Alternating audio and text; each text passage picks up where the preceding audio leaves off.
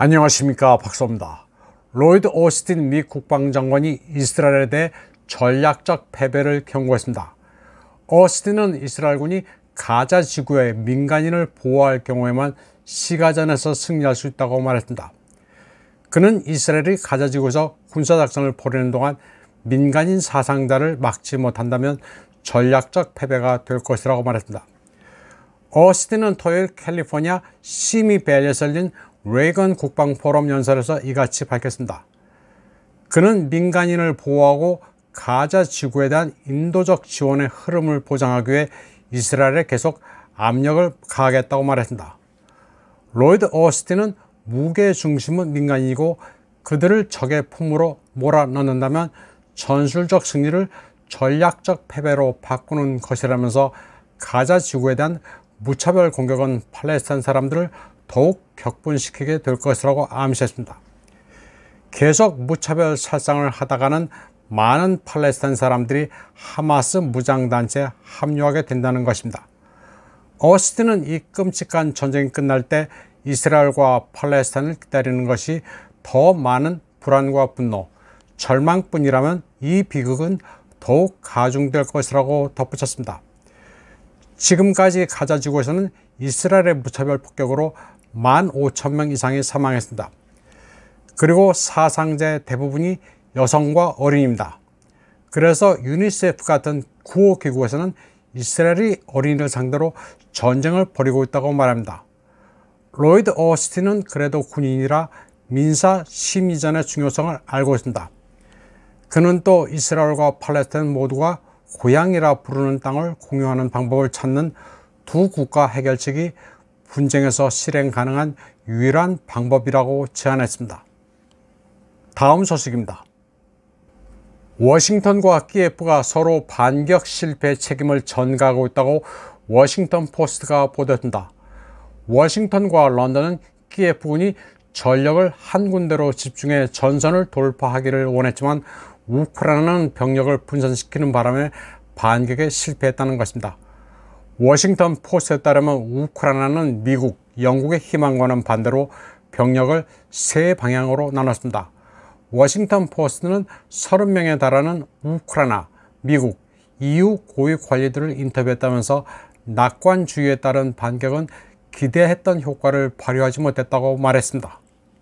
워싱턴과 키예프는 독일 위스바덴의 미군 기지에서 8차례에 걸친 워게임 시뮬레이션을 했습니다. 그 결과 미 국방부는 키예프군이 4월 중순에 공세를 시작해 멜리토폴로 진군한 뒤 크림 연결 부분 절단에 집중하기를 원했습니다. 당시 합참의장이었던 마크 밀리는 우크라이나 측에 러시아 후방 사보타지 공작소도 보내야 한다고 주장했습니다.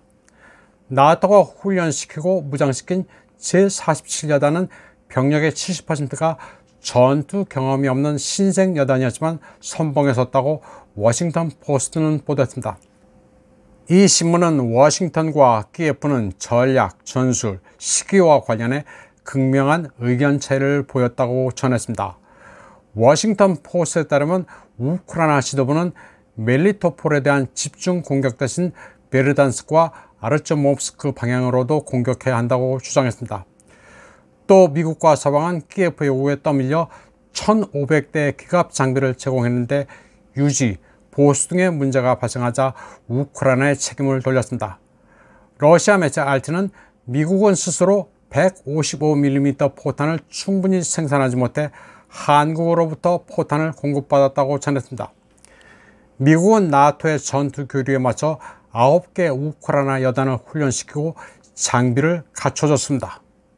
그리고 반격 시뮬레이션 결과 우크라이나 여단이 2달에서 석 달 내 아조프해에 도달할 것으로 예상됐으며 30에서 40%의 사상자가 날 것으로 봤습니다.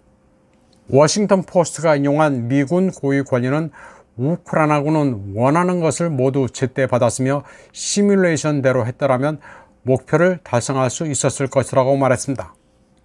그런데 우크라이나군은 4월 중순으로 예정된 공격을 미적미적하다 6월 초가 돼서야 움직이기 시작했고 결국 지뢰밭에 갇혀 러시아 포병의 공격을 받게 됐다고 말했습니다. 워싱턴 포스트는 결국 미제 브래들리, 독일제 레오파르트 지뢰 제거 차량들이 파괴돼 불탔다면서 전 사상자 수가 4기를 저하시켰다고 시작했습니다. 다음 소식입니다. 특수군사작전에서 발생한 러시아군의 전 사상자 수가 얼마나 되는지 영국 국방부의 주장이 나왔습니다. 영국 국방부는 지금까지 러시아군 5만 명이 사망하고 최대 24만 명이 다쳤다고 말했습니다.